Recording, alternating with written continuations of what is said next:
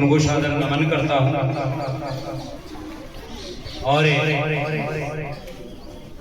उम्मीद करता हूँ कि उनके प्रति जो हमारा प्रेम भाव था वो सदा बना रहे।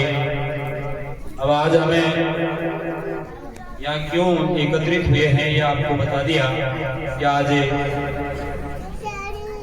सर्वपल्ली डॉक्टर राधाकृष्ण जी जो एक शिक्षक थे उनका जन्मदिन है। वे भारत के प्रथम उपराष्ट्रपति और द्वितीय राष्ट्रपति थे। उन्होंने एक अपना जीवन जो अध्यापक से शुरू किया था। जब वे उपराष्ट्रपति बने तो लोगों ने मांग की कि सर हम आपका जन्मदिन मनाना चाहते हैं। तो उन्होंने सभी से यही आग्रह किया, उनके जो शिष्य वगैरह थे उनसे, कि मेरे जन्मदिन को नहीं मनाकर आप इसे शिक्षक दिवस के रूप में मनाएं तो बेहतर हो। तो तभी से इसको अपने शिक्षक दिवस के रूप में मनाएं। कोई भी कार्य का क्षेत्र हो, कोई भी कार्य हो, चाहे वो उद्योग हो, चाहे कोई फैक्ट्री हो, चाहे कोई खेती का काम हो, चाहे अपना कोई भी जो सर्किल है उसमें गुरु की आवश्यकता होती है। ये नहीं है कि आप यहाँ विद्यालय में पढ़ते हो आपको ही जरूरत है। किसी को संगीत सीखना है उसको भी गुरु की आवश्यकता होती है। किसी को फैक्ट्री में वर्क करना है उसको भी गुरु की आवश्यकता होती है। खेत में काम करने के लिए भी गुरु की आवश्यकता होती है। यानी ऐसा कोई क्षेत्र नहीं है जहाँ गुरु की आवश्यकता नहीं पड़े। तो इसे जुड़ी हुई मैं एक आपको छोटी सी कहानी बहुत आपको बता रहा हूँ, बिल्कुल ध्यान से समझना कि गुरु क्या चीज है। इस कहानी के माध्यम से आप समझ आओ, क्योंकि वेद पुराणों से लेकर आज तक सर्वोच्च स्थान अपने गुरु को ही दिया। गुरु क्या है ये सारी बातें आप इस कथा के माध्यम से सीखोगे। बहुत प्राचीन काल की बात है कि स्त्रियों का ज्यादातर पूजा पाठ में ध्यान रहता है। आप कहीं भी देख लो, मंदिर में देख लो और कहीं देख लो, ज्यादातर महिलाएं जो है पूजा पाठ में रहती हैं। तो एक गांव में एक महिला रहती थी, बड़ी विदुषी महिला थी, और वो प्रतिदिन भगवान विष्णु की पूजा किया करती। नित्य प्रतिदिन सुबह उठना, विष्णु के मंदिर में जाना, वहां पूजा पाठ करना, उनके लिए भोजन बनाना और वो अपने हाथ से भोजन खिलाना, ये सारे काम वो महिला, विद्यावती नाम था उसका। अब एक बार क्या हुआ, एक वहीं से एक चोर निकल रहा था। ध्यान से देखना आप, एक चोर निकल रहा था। उसने उस महिला को देखा, यार ये महिला बड़ी भोली वाली है, अपन क्यों ना इसके साथ चीटिंग की जाए, इसके साथ ही चोरी की जाए। तो उसने उसके पीछे जाकर उसका घर वगैरह देख लिया, भाई ये घर। दूसरे दिन उसने वो बाबा जी बन के, यानी कोई भी चीज में बन सकते हैं लेकिन बनना मायने नहीं रखता। बाबा जी बनना आसान है लेकिन बाबा जी होना, विद्यार्थी बनना आसान है, कहते ही बन जाता है, लेकिन विद्यार्थी होना। रावण साधु बना था, बहुत विद्वान था, लेकिन राक्षस था और साधु बनकर तुरंत सीता का हरण कर लिया था रावण ने। उस थोड़ी देर के लिए साधु बना था। तो इसी प्रकार वो चोर ने क्या किया, साधु का वेश धारण किया और उस विद्यावती के द्वार पर पहुंच गया। आवाज लगाई तो विद्यावती बाहर आई। हाँ बोलो महाराज कि मुझे जल पीना है। क्या करना है, क्या करना है? जल। बोला अभी लाइया। तो बिल्कुल बर्तन को मांज मूंज के साफ करके बिल्कुल स्वच्छ जल उनके पास लेके आई। बोले हम जल ऐसे नहीं पीते। बोला कैसे पीते? बोला हम उसी व्यक्ति के हाथ से जल पीते हैं जिसने दीक्षा ली है। जिसने दीक्षा ली है उसी से जल पान ग्रहण करते। आपने लिए? बोला नहीं। तो पहले आपको मेरे को गुरु बनाना पड़ेगा और मेरे से दीक्षा लेनी पड़ेगी। बोला साहब आप दे दो मेरे को, क्या दिक्कत। चोर जो है वो दीक्षा की बात कर रहा है। तो बोला क्या करना है? बोला आप बिल्कुल अच्छे वस्त्र पहन के आइए और पूरे आपके पास आभूषण वगैरह जो है वो सारे के सारे आप बिल्कुल धारण करके, जितना भी आपके पास कुछ नकदी वगैरह है वो सारी आप साथ लेकर आए। बिल्कुल उसने एक बैग में डाल लिया। हाँ बोलो महाराज। बोला दीक्षा मैं यहाँ नहीं दूंगा, आपको जंगल में चलना। देखो कितनी भोली औरत थी। बिल्कुल एकांत में मैं आपको दीक्षा दूंगा। वो अपना बैग लेकर उस साधु के पीछे, साधु कौन था? साधु कौन था? चोर। साधु के पीछे पीछे चल पड़ी। बिल्कुल घना जंगल आया। वह साधु ने क्या किया? उस चोर ने उस विद्यार्थी को उसको एक पेड़ से बांध दिया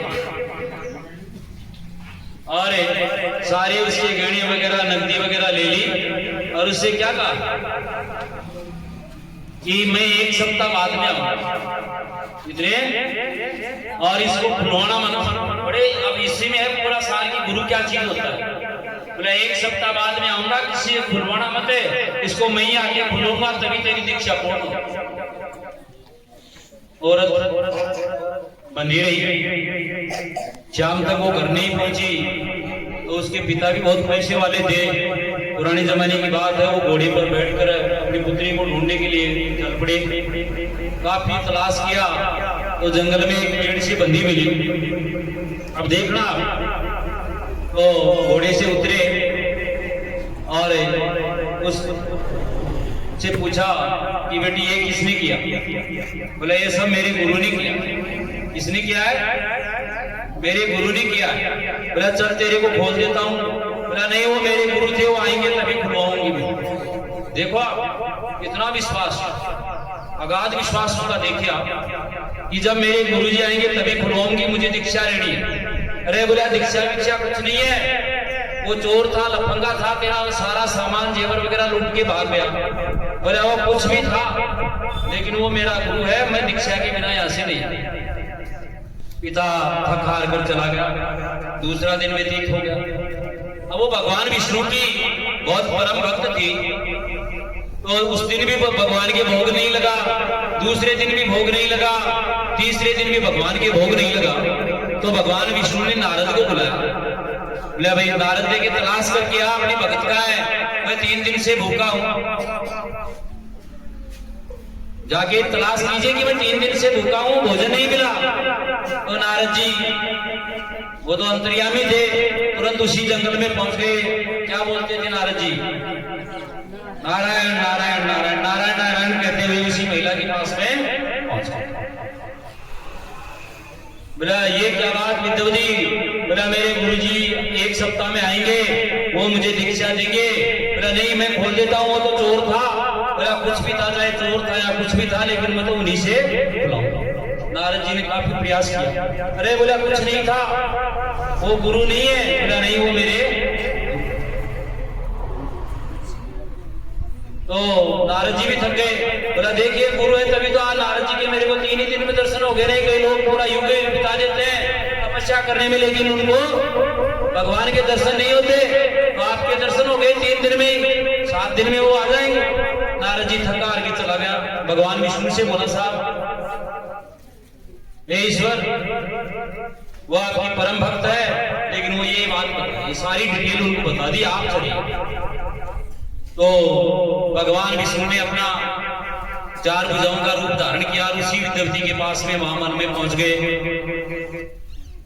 और उसे कहा कि विद्यार्थी ये क्या?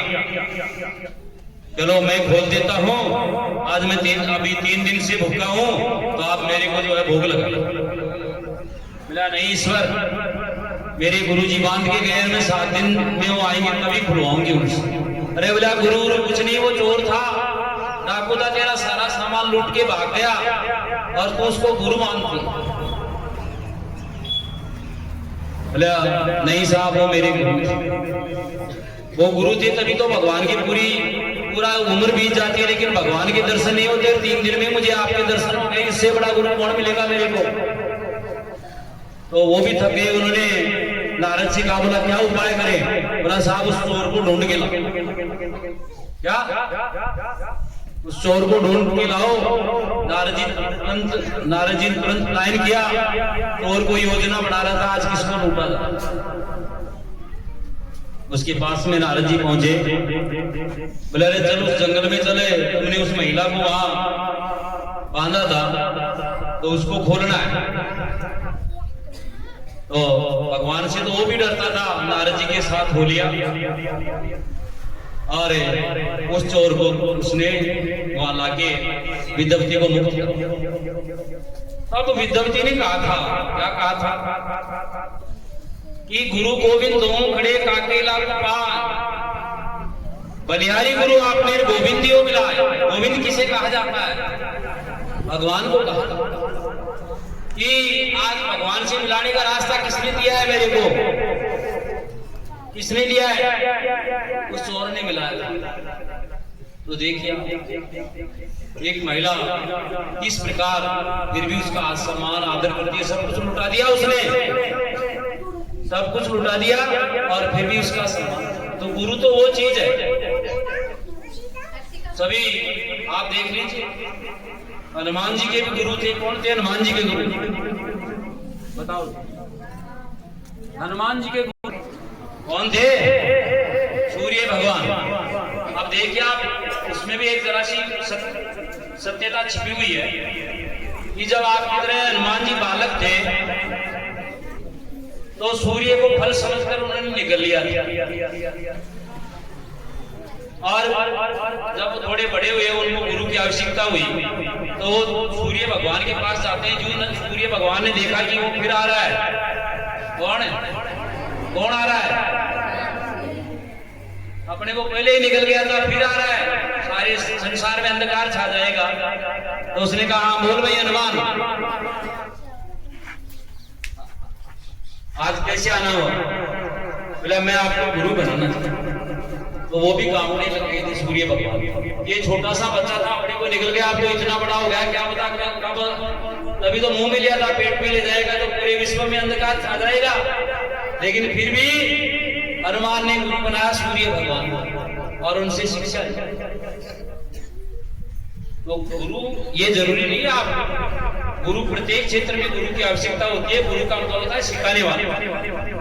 आप यदि मान सम्मान की भावना रखते हैं, कालिदास जी बड़े मूर्ख थे प्रारंभ में, और आपको कही हुई ये बात है, जिस पेड़ पे बैठते थे, जिस डाली पे बैठते थे उसको पीछे से काटते थे, यही पता नहीं है मैं नीचे गिरूंगा।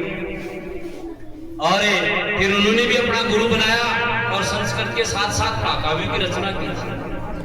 यानी बुद्धिहीन व्यक्ति भी जो है उसको गुरु तलाश करे, बहुत बड़ा आदमी बना देता है। आप किसी को भी लीजिए, कोई भी वैज्ञानिक लीजिए और कोई लीजिए, वो भी आपकी तरह विद्यालय में पढ़े थे, लेकिन उनमें क्या था? गुरु के प्रति मान सम्मान, ये भावना थी और ये समझते थे कि ये मेरे गुरु। अब आपके कोई दो डंडे लगा दे तो आप बिल्कुल ये देखते हो यार ये आदमी तो बड़ा खराब है। क्या दो डंडे लगा दिए टीचर ने और यार ये तो बड़ा खराब है। दो लड़कों के सामने बात कर रहे हैं।